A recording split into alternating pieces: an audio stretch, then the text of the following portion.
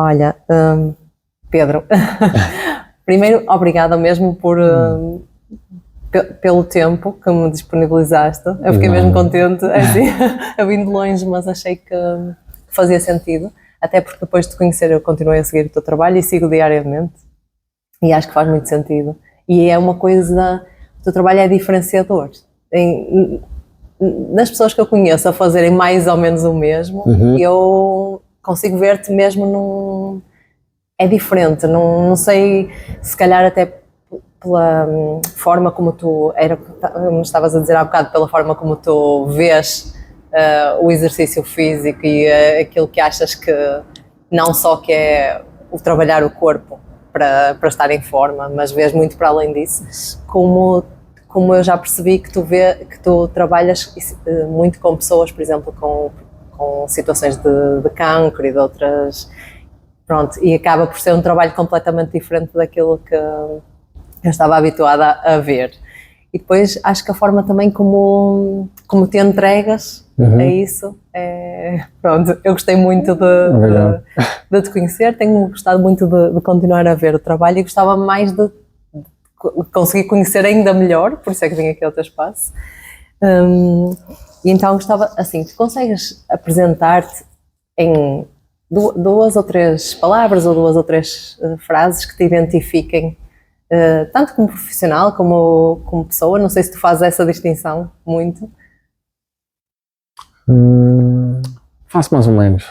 Acho que faço mais ou menos. Bom, o meu nome é Pedro Correia, eu tenho 43 anos, sou um apaixonado pelas áreas da saúde, performance e longevidade.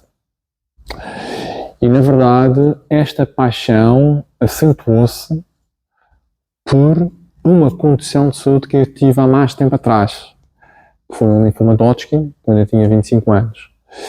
E então a minha preocupação, em particular com a área da saúde, começou mais aí, não é? Porque eu fui tentar perceber que gatilhos contribuíram para isso, não é? Que gatilhos ambientais, o que é que aconteceu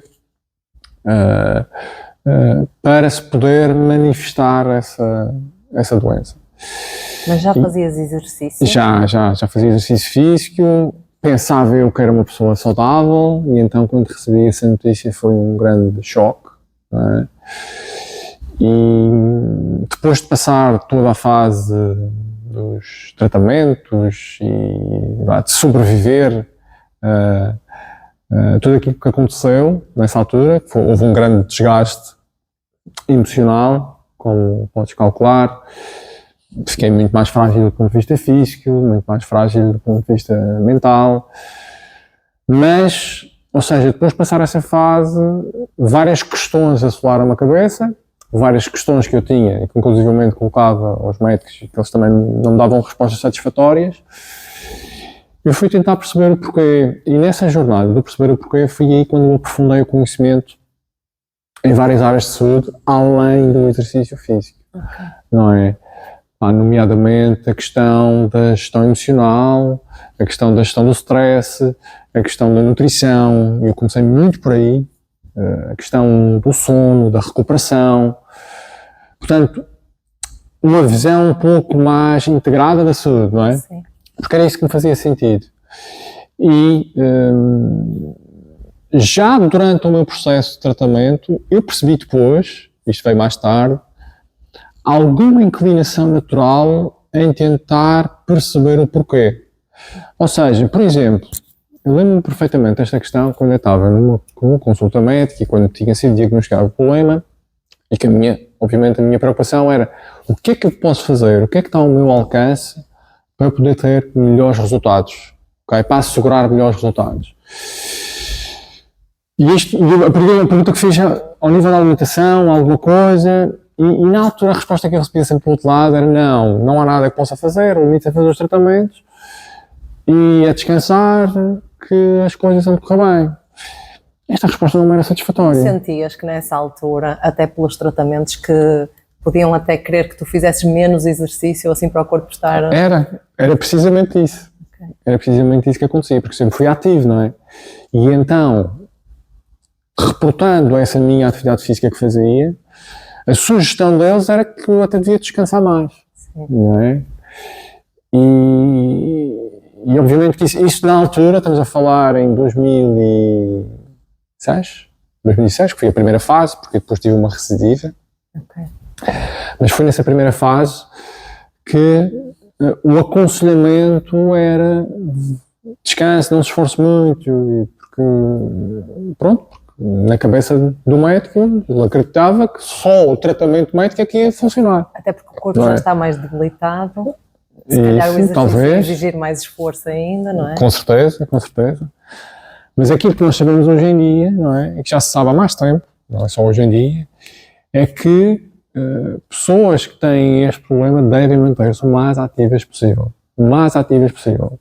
Obviamente vão ter maior fadiga, menos energia, obviamente associado aos tratamentos, mas é um erro pensar que a pessoa tem que estar sentada o dia todo, tem que estar sedentária. Isso é um grande erro. Sim. E então, pronto, essa jornada levou-me a aprofundar conhecimento em diferentes áreas, sendo que a área do exercício também foi uma delas, porque as pessoas muitas vezes confundem desporto com exercício, não é? E não é qualquer prática de exercício físico que é benéfica para a pessoa.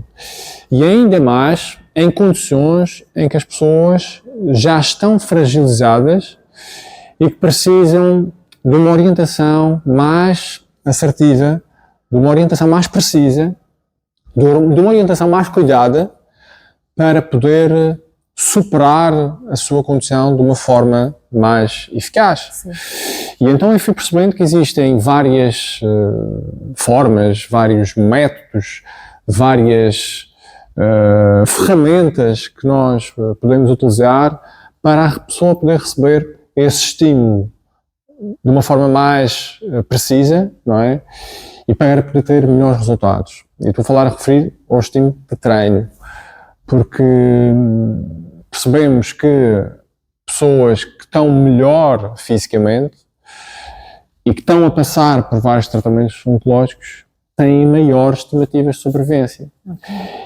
E inclusivamente pessoas não só com maior capacidade cardiovascular, mas também com mais força muscular. Mas que já faziam antes ou que começam no momento de... Não, ou seja, se já faziam antes, já estão mais protegidas. Okay. E eu acredito, eu não tenho dúvidas nenhumas, que eu na altura que tive essa doença, do ponto de vista físico, já era relativamente bem constituído, porque simplesmente tive uma atividade física relativamente consistente, e eu não tenho dúvidas que isso ajudou-me.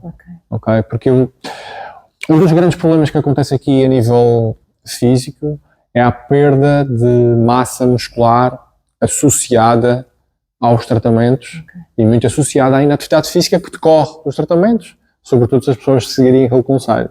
Não é? E o que nós sabemos hoje em dia é que a massa muscular vai funcionar como um órgão imunorregulador. Ou seja, quanto mais massa muscular eu tiver, mais protegido eu vou estar contra os efeitos adversos dos tratamentos. Okay? E eu não tenho dúvidas hoje em dia que isso me ajudou. Okay? Ajudou-me a superar melhor os tratamentos, provavelmente a recuperar mais rápido. E então, pessoas sedentárias ou pessoas que estão menos bem preparadas do ponto de vista físico têm maior risco. Okay? E quando eu percebi isto, que isto de facto pode impactar a vida das pessoas e pode fazer a diferença entre elas sobreviverem ou não, eu decidi que tinha que fazer alguma coisa em relação a isso. Não é? E depois ao longo do processo fui percebendo que isto não é só no caso da doença oncológica, mas é a doença de uma forma geral, sendo que depois o exercício físico nós sabemos que vai ajudar no tratamento de várias condições, além do cancro, ou seja, doenças cardiovasculares, doenças psiquiátricas, doenças neuromusculares, doenças metabólicas. E até na prevenção, não é? E na prevenção, então, exatamente, porque a prevenção toda a gente sabe, não é? Sim, eu sei, tenho que fazer exercício físico, prevenir doenças, toda a gente sabe disso, não é? Só que o que é que acontece? Nós sabemos que acontece, que é, a prevenção vale o que vale, as pessoas não ligam a isso. Só quando nós temos um problema, exatamente. Quando chega a dor... Não há problema para resolver, então deixamos debaixo de quando chega o problema, quando chega a dor, aí, se calhar, a pessoa começa a prestar mais atenção. Sim. E o desejável seria que não chegasse aí, não é? E por isso é que a prevenção vai ser sempre o melhor remédio, não há dúvidas, Sim. não há dúvidas. E então é preciso ter uma abordagem proativa. É preciso ter uma abordagem proativa. Infelizmente, a abordagem que reina ao nível da medicina convencional ainda não é uma abordagem proativa, é uma abordagem reativa. Sim. Não é? Só quando o problema existe É que se vai tentar. é que vamos resolver. apontar a metralhadora e matar tudo. E eu estou a dar o exemplo da metralhadora porque é o que acontece com a quimioterapia, não é? Sim. Que é altamente agressivo, não é? E, obviamente que aí os riscos são maiores, os efeitos adversos são maiores e, estando menos bem condicionado do ponto de vista físico, os riscos ainda são maiores do que isso, não é? E então, muita investigação já hoje em dia que sabemos que as pessoas em melhor condição física estão mais protegidas contra o risco de recidiva. As pessoas que deixam de fazer exercício físico após os tratamentos têm maior risco de recidiva e, portanto, uma questão que me colocam muitas vezes é se o tratamento médico foi aquilo que me curou. E não é isso que acontece. As pessoas têm que pensar na perspectiva de cura, é aquilo que tu vais fazer para o resto da vida. Sim. Não é depois do tratamento acabar. Porque essa era uma questão comum, não é? Olha, eu vou dar o exemplo. Eu no primeiro ciclo que fiz de tratamentos, de quimioterapia e radioterapia, fiz a radioterapia até numa clínica do Porto, e que tive várias sequelas, garganta queimada, não conseguia comer, enfim, foram também dias difíceis. Mas eu chego à última consulta, depois da última sessão de radioterapia, e o médico diz: Pedro, você está curado. E eu, naquela altura, não é? Eu tive uma intuição, não senti, eu tive uma intuição que não senti que estava curado. Ouvi, obviamente estava frágil, não é? Estava frágil, do ponto de vista mental, emocional, pá, porque aqui é muito duro. Todo o processo que a gente passa, as esperas e os tratamentos, e, enfim. E olha, cerca de um mês depois, um mês e meio depois, tenho uma recidiva. Foi muito rápido. Foi muito rápido. Okay. Nem sequer tive para descansar. Tive uma recidiva e depois foi aí que iniciei o segundo ciclo de tratamentos, com um protocolo de quimioterapia mais agressivo, e acabei essa fase com um autotransplante de medula óssea, em que aí tive que ficar isolado num quarto durante 3 semanas. Só podia contactar com as pessoas através de um vidro. As pessoas tinham que entrar com máscara para não correr ali, para minimizar o risco. Sim. Esse foi o período mais duro. E quando eu refletia sobre essa questão da cura, eu disse: a cura está nos comportamentos que a gente vai fazer daqui para a frente. Não acaba aqui. Isto é o começo. É um novo começo. Claro. Ok? E portanto, se tu não. Isto já é uma questão de mindset. Exatamente. Mentalidade. A parte mental. É mentalidade. Sim. Não há dúvidas nenhumas. Quando tu adotas este tipo de mentalidade e percebes: ok, eu consigo até certo ponto assumir o controle pela minha saúde, pelo menos pelos meus comportamentos, e vou-me esforçar para manter os comportamentos, para diminuir o risco de recidiva e para diminuir o risco de doença voltar daqui a muitos anos, não é? E então foi aí que o interesse pela saúde cresceu, porque eu percebi que, ok, não é só o exercício físico, há outras coisas, não é? E então as outras coisas eu também fui acautelando, como dizia, nutrição, estudei bastante sobre nutrição, não é? Cheguei até a pensar que era o mais importante de tudo. Hoje em dia já não penso dessa forma, também. E depois a parte da recuperação, a parte do sono, a parte da gestão do stress, a parte da gestão emocional, não é? Fui ligando todos estes pontos e fui vendo que todos têm influência. E quando as pessoas perguntam se há uma única causa para o desenvolvimento antropológico, claro que não há. Claro que não há. Não há uma única causa, são várias.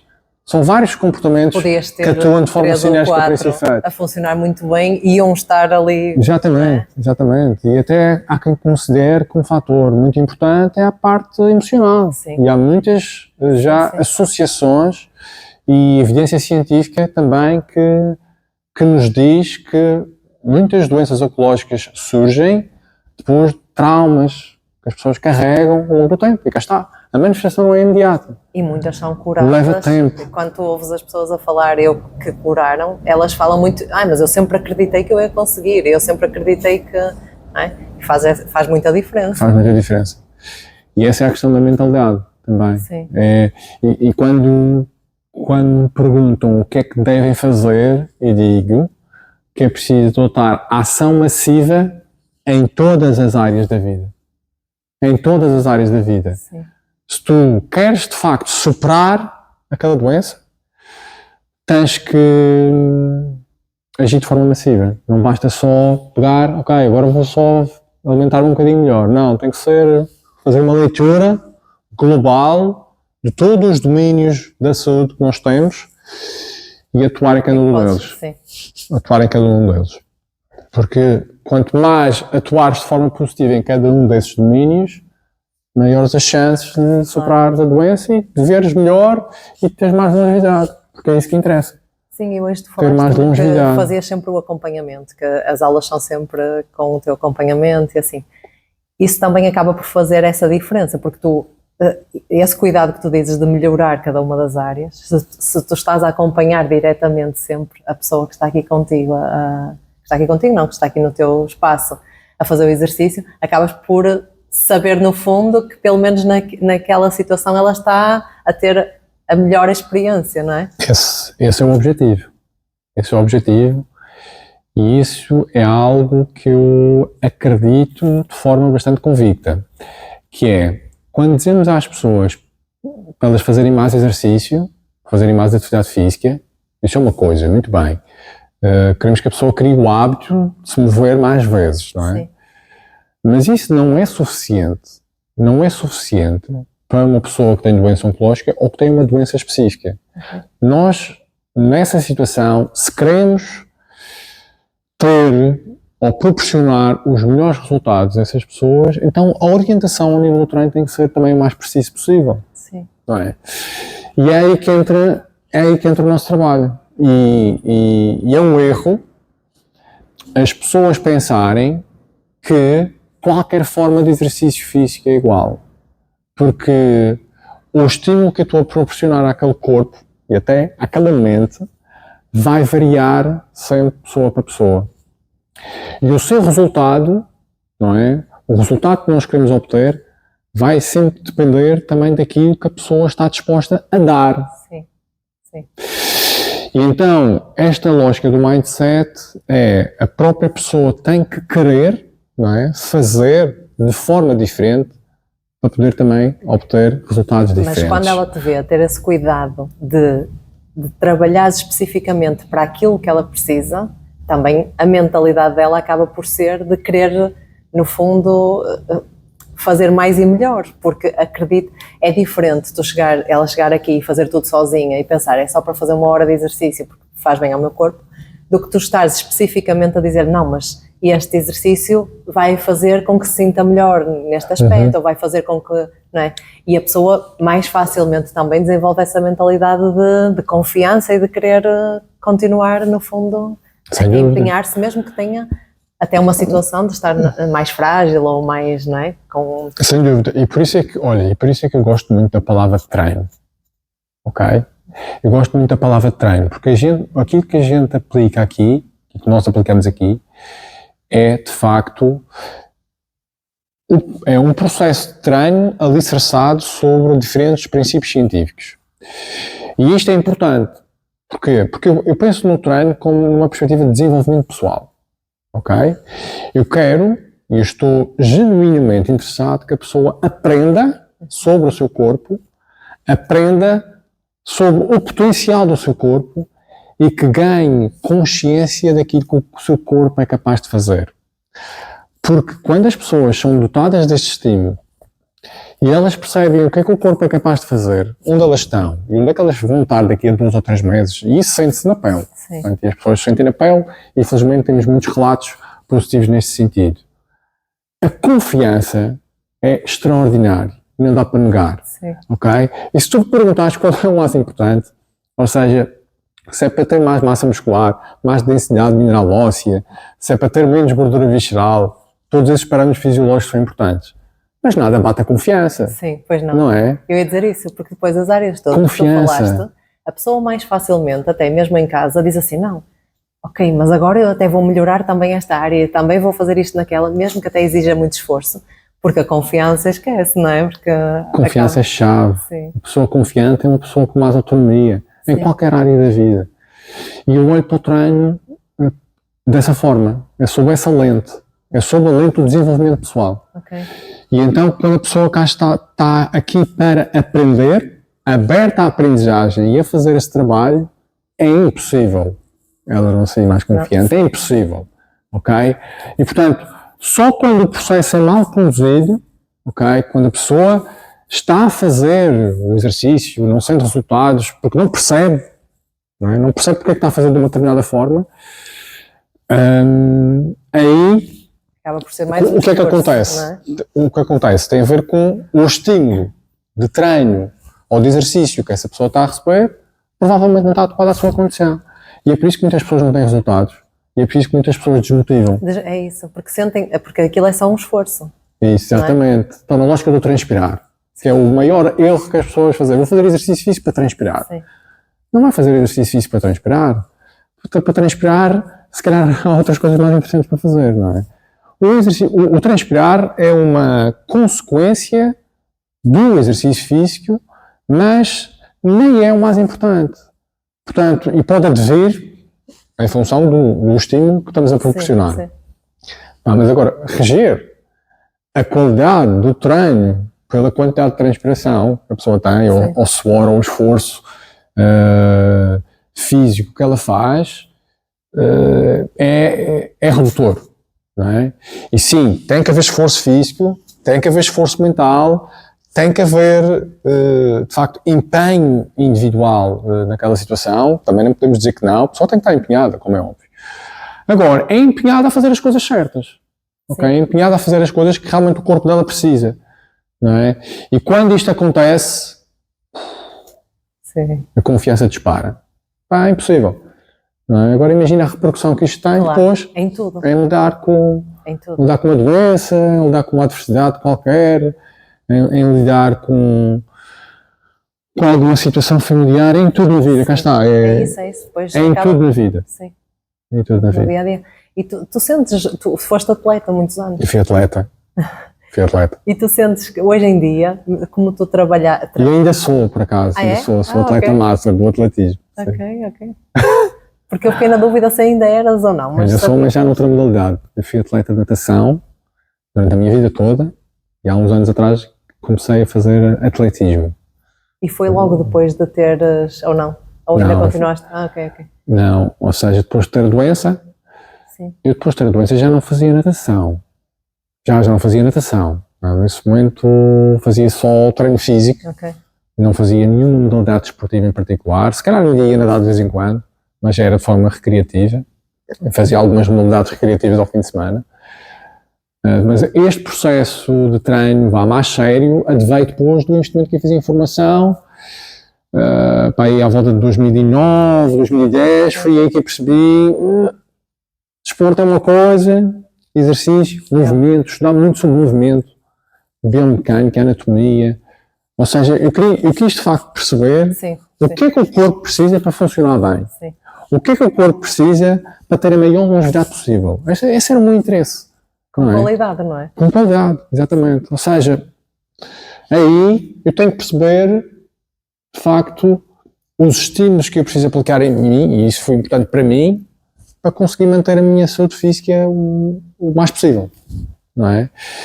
E aí é que percebo que muitos desportos, apesar de privilegiarem o desempenho energético e apesar de haver as alterações fisiológicas desejáveis para as pessoas manterem boa saúde metabólica, há ali outras questões mais do foro musculoesquelético que podem ser contraproducentes a longo prazo.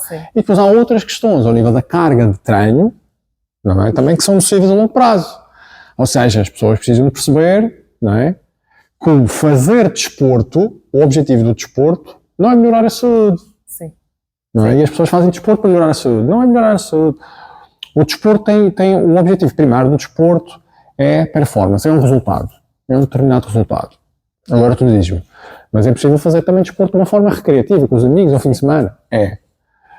Mas não podemos esquecer que aquilo que está implicado ou que está implícito na modalidade desportiva que a pessoa está a realizar vai ser sempre limitante, não é? Porque sim, não há estás a repetir aqueles gestos constantemente. Mesmo aquele treino que tu dizes específico, orientado para ti. Isso, não há variabilidade de movimento. E o que o ser humano precisa é variabilidade de movimento. Ok?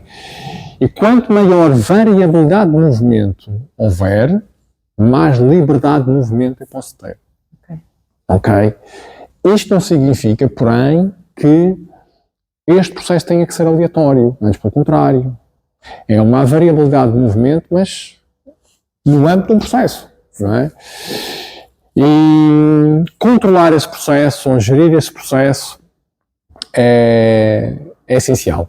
Ok? É essencial para a pessoa ir melhorando ao longo do tempo e ter mais longevidade física. Confia um bocado. Tendo falar nessas duas questões, tanto de seres atleta como de teres tido, no fundo, essa doença, tu sentes que hoje em dia és mais procurado, é um bocadinho igual, ou és mais procurado por atletas ou por pessoas, no fundo, com essa condição? Boa questão. Olha, eu chego à conclusão que o maior déficit que existe nesta área é as pessoas, a maior parte das pessoas já tem problemas de saúde associados. Ok. Mesmo muito cedo, não é? Muito cedo, cada vez mais cedo. E doenças oncológicas também parece estar a acontecer cada vez mais cedo. Sim. E o que é que acontece?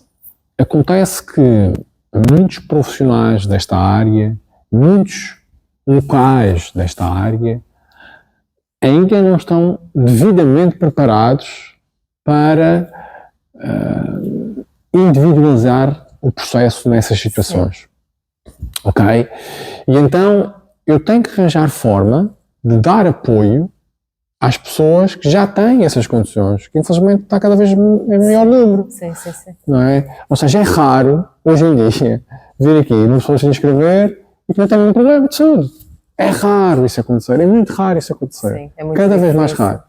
Ok? As pessoas a partir de que idade? Temos pessoas com menos de 20 anos. Pois e têm até quase uns 80 anos. Oh. Ok? Muito bom. E com todas as franjas etárias nós conseguimos desenvolver.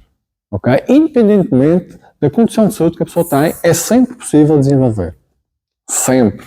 E tu em todas elas agora vês que têm alguma sintomatologia ou assim? Consegues ver isso? Consigo ver, porque a outra questão inerente a esta questão que falei dos problemas de saúde é o facto das pessoas também estarem cada vez mais sedentárias. Okay? Por conta da tecnologia, não é? Ou seja, estima-se que desde o ano 2000 cerca de 60 a 70% da população perdeu, neste caso, os índices de atividade física que tinha antes desse ano por conta da chegada da internet. Ou seja, o dispêndio energético associado à atividade física baixou cerca de 60 a 70% desde o ano 2000. É impressionante. Sim. É impressionante. É mesmo. Estás a perceber? Sim. E isto, obviamente, vai-se refletir. Vai-se refletir na saúde. E então, qual é o problema aqui? Quando tu recebes as pessoas que já têm alguns problemas de saúde, sem avaliá-las devidamente, perceber o que é que elas são capazes de fazer e sabendo de antemão que o estímulo de exercício que tu vais colocar em cima da pessoa não é inócuo, sim. Não é? Embora possa haver formas mais seguras ou exercícios mais seguros do que outros, primeiro é preciso avaliar. A gente não pode trabalhar numa casa. Sim. A gente não pode trabalhar de forma aleatória. Essa avaliação pode fazer a diferença toda. É o que faz a diferença. Claro. É o que faz a diferença. Claro. E chega a trabalhar de forma aleatória, não dá. Hoje em dia é inadmissível. Sim.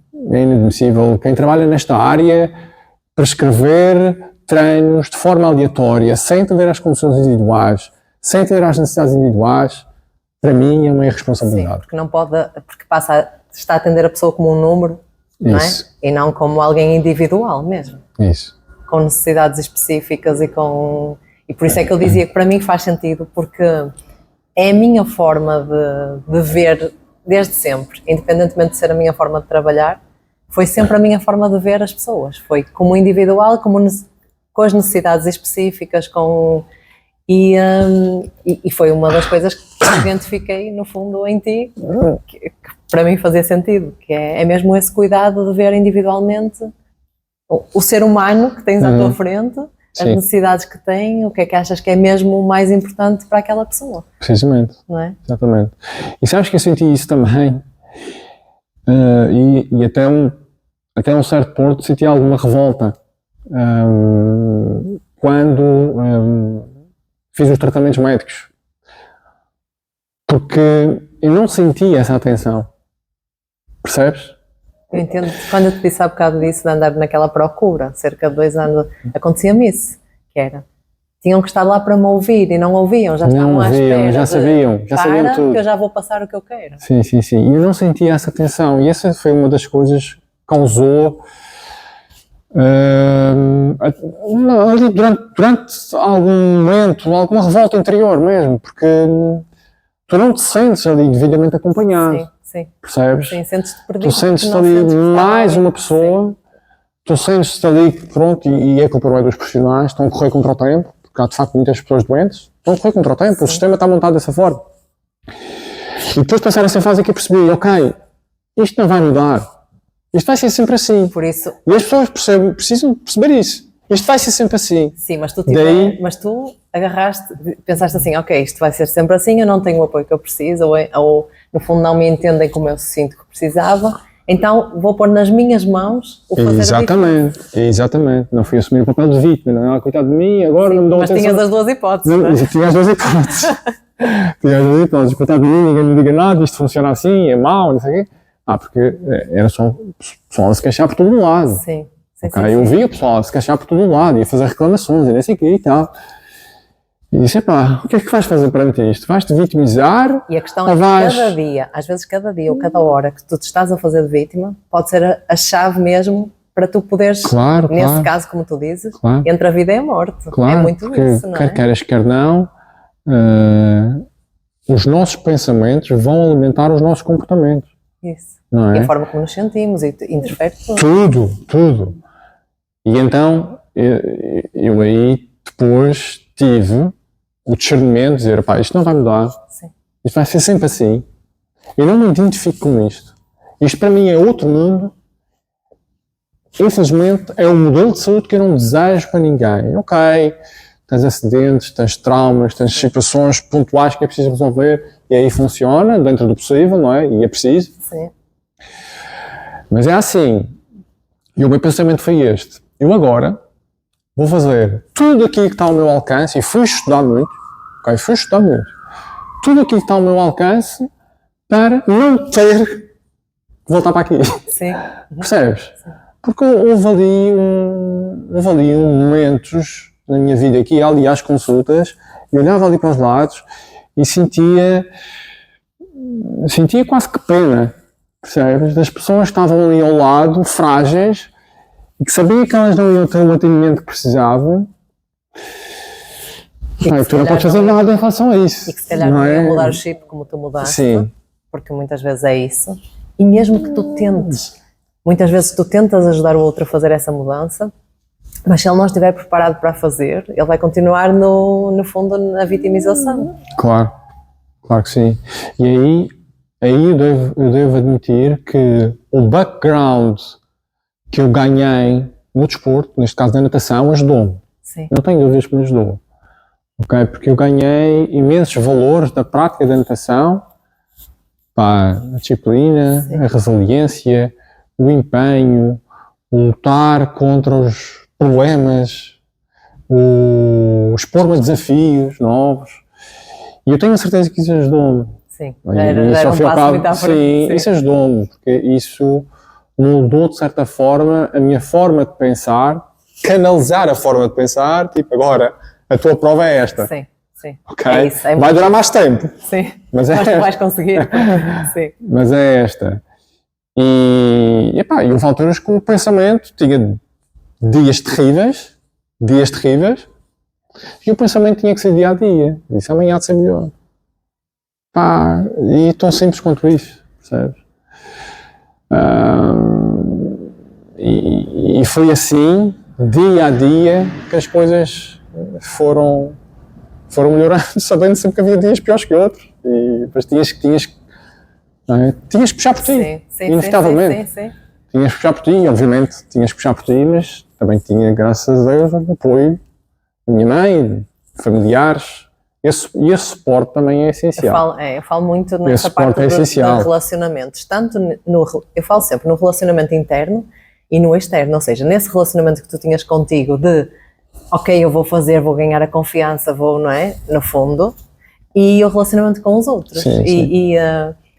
Como é que tu sentes que os resultados que tiveste, a forma como foste levando as coisas, que quem estava à tua volta... o que é que sentes que fizeram a diferença? A diferença fazem sempre, se não for positiva. A minha mãe foi a pessoa que acompanhou mais de perto, foi incrível. Como é que uma mãe, como é que a mãe te dá a força? É espetacular, não é? Porque se calhar era a pessoa que mais estava de rastos, não é? Porque eu acredito que seja. E se calhar longe de ti era a pessoa que estava, mais a precisar de alguém para puxar por ela, e à tua beira se calhar era a que te dava mais apoio. Sim. Mas... A minha é incrível, o meu pai não esteve tão presente porque tinha trabalho e tal, estava presente quando podia, como é óbvio. Aqui quando estava em Lisboa também o meu irmão de vez em quando também visitava. Mas a minha mãe acompanhou-me para tudo. Sim. E a minha mãe era enfermeira. Ok. E a minha mãe, na verdade, todos os processos mais burocráticos e todas as falhas de comunicação que foram acontecendo no hospital e que causam um grande desgaste emocional, se não fosse ela a cuidar dessas questões e a estas questões, não sei como é que teria sido. Espetacular. Foi incrível. E é curioso porque eu lembro quando fiquei doente, quando soube que tinha um linfoma de Hodgkin, eu vejo a minha mãe de rastos no início. E eu não quis mostrar naquela altura a minha fragilidade, ok? Eu quis mostrar forte à frente dela. E ela a chorar, assim, só filho, isso vai tudo correr bem, não te preocupes. E depois vou-me embora, eu vou para casa e desato a chorar, não é? Sim. Tentar digerir tudo aquilo que se passou, mas naquela altura eu tinha que mostrar a confiança para ela. Claro. Não é? Eu senti que tinha que mostrar a confiança para ela.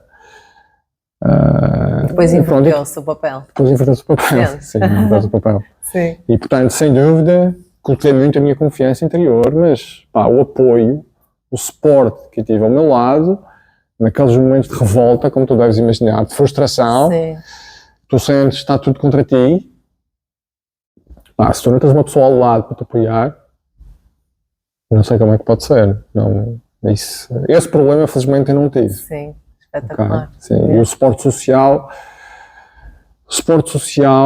é fundamental, sim. Quando não é que tu decides depois de montar este espaço e avançar por aí? Olha, decidi em 2014, lembro-me perfeitamente. Depois de já ter feito extensa formação nos Estados Unidos, tive em vários centros de treino, de performance, a ver como é que eles trabalhavam, a ver como é que eles montavam, todo o processo de treino. Aquilo foi-me fazendo sentido, não é? Se bem que na maior parte dos casos estava mais direcionado para a performance desportiva. E eu depois comecei também no meu estudo sobre o movimento humano a ligar os pontos, não é? E a perceber que se calhar conseguimos fazer aqui alguma coisa que marca a diferença, não é? Que marca a diferença e que possa de facto ter um impacto positivo na vida das pessoas. E eu passei por esse processo. Para ti, portanto, isto nasce muito do processo que eu passei. não é? Que é muito diferente de alguém que cria um espaço e que, pronto, que idealiza só. Não, tu sabias o que é que faz sentido, o que é que me faz, o que é que aquilo pode desenvolver, o que é que me fez sentir, o que é que tu consegues passar tudo isso que é a tua história em cada, no fundo, em cada ajuda, não é? Sim, Por isso sim. é muito diferente. Eu tinha um grande drive intrínseco, ok, em aprender sobre isto. Sim. Não é? Em aprender como é que o exercício físico, já sabia que prevenia uma série de coisas, sai da faculdade a saber disso, não é? Mas agora na prática, o que é que a gente pode realmente fazer para assegurar melhores resultados e para atenuar as condições de saúde que as pessoas têm, ou inclusivamente tratar, Sim. ok? Isso era o que mais me interessava. E foi, cá está, em 2014 é que se abriu a luz. Ok, houve um momento, foi numa formação nos Estados Unidos, em que eu já vinha estudado o papel do treino de força muscular. Que na altura, força muscular, o pessoal pensava que era só ter músculos maiores. Sim. Né? Ter músculos maiores, olhar para um espelho e tal. E só para desmascarar esse mito que as pessoas têm, não foi fácil. Não é? Porque as pessoas, pronto, têm pouca literacia em relação a essas questões. E então, mas foi no âmbito de uma formação que eu comecei a perceber, nessa formação eles abordaram, foi uma formação de treino com barra olímpica, e em que eles foram apresentando, médicos inclusivamente, alguma evidência sobre como é que a força muscular, que tipo de mecanismos fisiológicos são disputados com a contração muscular e que podem influenciar as doenças metabólicas, as doenças neuromusculares, doenças psiquiátricas, cancro. E depois isto abriu-se o mundo. Estás a saber? E disse, a força tem mais que se lhe diga. Sim, okay? Muito mais. Tem muito mais que se lhe diga. E então, em 2016, consegui então montar o espaço e com estas 3 letras, estás a ver aqui, saúde, força e longevidade, com a missão de transformar a vida das pessoas com base numa organização estruturada de exercício físico para que elas tenham mais saúde, mais performance e longevidade. E para esse efeito, o treino de força é chave. Okay? E nós começamos muito por aí. Por isso é que é o nome, The Strength Clinic. Porque eu tinha que ressaltar força, percebes? Eu tinha que ressaltar este nome, não é? Mas obviamente com o exercício físico é muito mais do que isso. Mas, quando eu percebi que isto era a base, o treino de força, era a base para o desenvolvimento das qualidades físicas, todas as outras qualidades físicas, que é aquilo que nós precisamos para estender o nosso período de vida com qualidade, eu disse, eu não sei como é que isto vai acontecer, mas eu tenho que montar um espaço e começar a aplicar este conhecimento. Não dá, percebes? Porque antes disso, e com as aprendizagens que eu fiz, eu criei um blog antes disso. Sempre gostei muito de escrever e gosto de escrever. E eu tinha que partilhar estas coisas, tinha que partilhar a minha jornada, tinha que partilhar todas estas coisas. Só que só escrever não era suficiente. Disse, tenho que executar, tenho que realmente materializar este sonho e tornar isto realidade e poder contribuir para engrandecer a vida das pessoas de uma forma diferente, ok?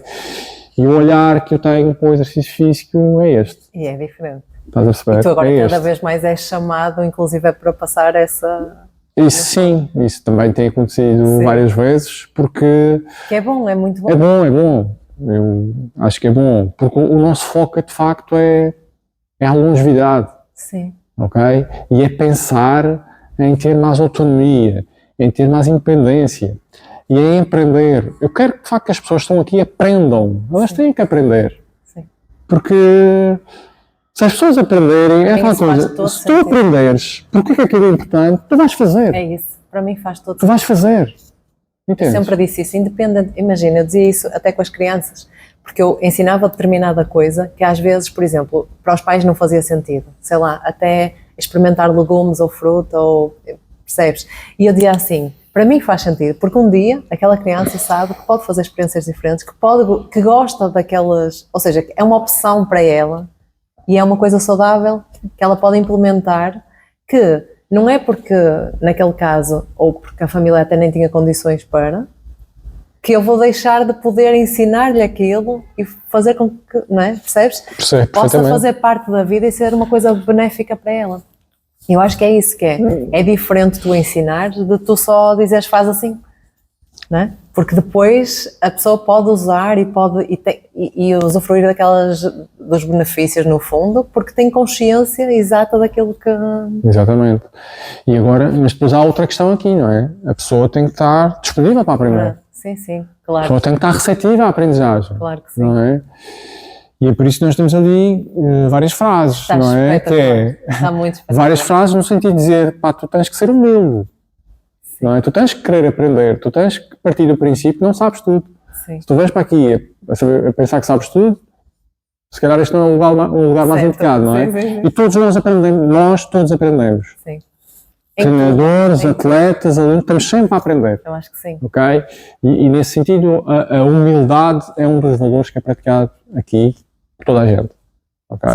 Se tu tivesses, assim, uma dica que tu possas dar a outros profissionais como tu, ou mesmo à tua equipa, o que é que tu dizias? O que é que achas que é, assim, mesmo importante ter em conta? É aquilo que eu já estou farto de dizer, que é a nossa responsabilidade enquanto profissionais do exercício para com as outras pessoas é melhorar a sua qualidade de vida e é tão importante que o nosso trabalho pode salvar a vida daquela pessoa. Isso, ok. E é que pode mesmo. Pode mesmo salvar a vida daquela pessoa. E então o sentido de missão que nós temos aqui é esse, é perceber que é demasiado importante para ser feito de forma aleatória ou para ser feito de forma pouco séria. Sim, é demasiado importante. Forte. Tu tens a vida de alguém nas tuas mãos, no fundo, não é? É muito importante, é muito importante. E uma dica para as pessoas em geral, que até possam nem sequer fazer exercício ou que eu estou muito bem e por isso ainda não preciso de nada disso, porque ainda há muita gente que, não é? Que acaba por deixar andar porque não tem tempo para, e então, como até estou bem. Exatamente. Pois é que o bem depende muito, sim, não é? O que é estar bem sim. para cada pessoa. Mas aquilo que as pessoas devem procurar avaliar para saber se estão bem é perceber se estão alinhadas com aquilo que querem para o seu futuro. A dica que eu dou a essas pessoas é que elas pensem como é que elas querem estar quando tiverem 80 anos, ou 90 anos, e o que é que querem estar a fazer. O que é que precisam de fazer para que isso aconteça. Isso mesmo. E eu acredito, mas é preciso as pessoas fazerem um exercício. Sim. Têm que fazer o exercício, têm que listar, ok, quais são as coisas que eu gostaria de fazer, ok? E para eu conseguir fazer essas coisas, será que aquilo que eu estou a fazer agora vai me ajudar? Exatamente. Ou vou precisar de incluir outros tipos de comportamentos na minha vida? Não é? E isso é um exercício, cá está, de clareza. Clareza mental. Mas só por aí, não é? A maior parte das vezes, só mesmo por aí, só por ter essa consciência, por refletir sobre isso, é que a pessoa vai, ok, então se calhar eu preciso de começar a mudar alguma coisa. Sim, e aí não há margem de dúvidas no que a longevidade humana diz respeito o comportamento provavelmente mais eficaz a esse nível é mesmo o exercício físico. Infelizmente, sim, é aquele que se calhar a maior parte das pessoas mais negligencia e vai procurar outros comportamentos com uma gratificação imediata, sim, não é? Com gratificações mais rápidas e sem se focar naquele que realmente dá um maior retorno a longo prazo. Não é? Porque o nosso corpo está preparado, entre aspas, para não fazer esforço. E quando tu falas nas outras áreas, muito mais facilmente uma pessoa ajusta o sono ou ajusta a alimentação, não é? Porque em vez de comer isto, vou comer aquilo. E o exercício implica tu despenderes daquele tempo. Isso mesmo. Pronto. Isso mesmo. Então exige mais esforço, é mais necessário a pessoa ter mesmo consciência de que eu tenho de contrariar o querer ficar sentada no sofá. Exatamente. É mais difícil de executar. E isso já foi estudado, a ciência dos hábitos estuda isso. Que é, quando tu comparas o hábito de beber água, por exemplo, ou comer uma peça de fruta no dia e incluir exercício físico, chega-se à conclusão que, porque o hábito de executar o exercício físico requer mais esforço da tua parte, é mais difícil de executar, não é? E, portanto, os hábitos não são todos iguais. Sim. Não é? Há hábitos que são mais difíceis que outros. E por isso é que há uma grande discrepância da ciência que estuda os hábitos entre 18 dias, 250 dias. Há uma grande discrepância por conta disso, não é? Porque também depende do hábito que queres implementar. Sim, é isso mesmo. Sim. É isso mesmo. E não é aquela lógica do hábito de 21 dias. Isso não existe. E quanto mais difícil Isso for o hábito, mais tempo é necessário. Sim, mais tempo. E mais consciência a pessoa tem de ter pelo objetivo, ou seja, pelo resultado que ela quer, não é? Porque senão ela desiste mais facilmente. É verdade, sem dúvida nenhuma. Se vou ao ginásio só porque sim, e exige tanto esforço, despende o tempo, dinheiro, não sei o quê, então em pouco tempo desiste. É verdade, é verdade. E infelizmente isso acontece muitas vezes. Acontece com muita frequência. As pessoas desistirem. E eu acredito que isso acontece com maior frequência porque muitas pessoas estão perdidas. Sim. As pessoas vão para o ginásio e estão perdidas, recebem um plano ali, chapa 4. Mas é isso, e não sequer têm literacia física. Claro. Não é? Claro. E portanto, não tens literacia física, tu não tens ferramentas. E nem sequer chegam a sentir isso, aquilo é mesmo para mim e vai-me desenvolver isto e vai-me fazer melhorar naquilo. Não. É a lógica de passar o tempo. Se for só pelo esforço. É a lógica de passar o tempo. E por isso é que existe, eu quando tenho a oportunidade de falar para profissionais da área e mesmo professores que trabalham nesta área, no que diz respeito ao exercício físico, eu até costumo lançar uma provocação, que é esta. Queremos apostar no entretenimento ou no desenvolvimento? Ok? Esta é uma decisão que tem que ser tomada. Que é bem diferente, não é? Podem decidir esta. Agora não misturem as coisas. Claro. Não misturem as coisas. Ok? Se estão a vender entretenimento, assumam que estão a vender entretenimento. Sim. Ok? E depois tem que implementar o desenvolvimento. E a pessoa também tem que escolher.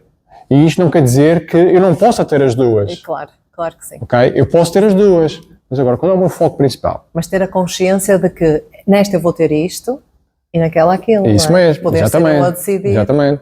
Exatamente. Imagina, eu faço uma modalidade que me entretém, gosto de jogar pádel, ou gosto de jogar ténis, ou gosto de dançar, ou surf, não é? Qualquer coisa. Mas isto apenas não vai ser suficiente para me desenvolver do ponto de vista físico. Sim.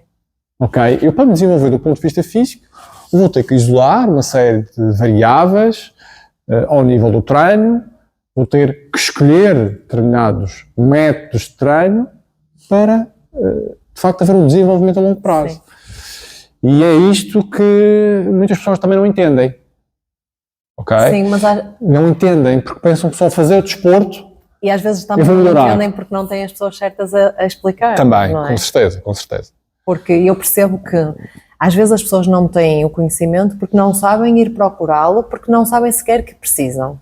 Ok, não é? É como eu.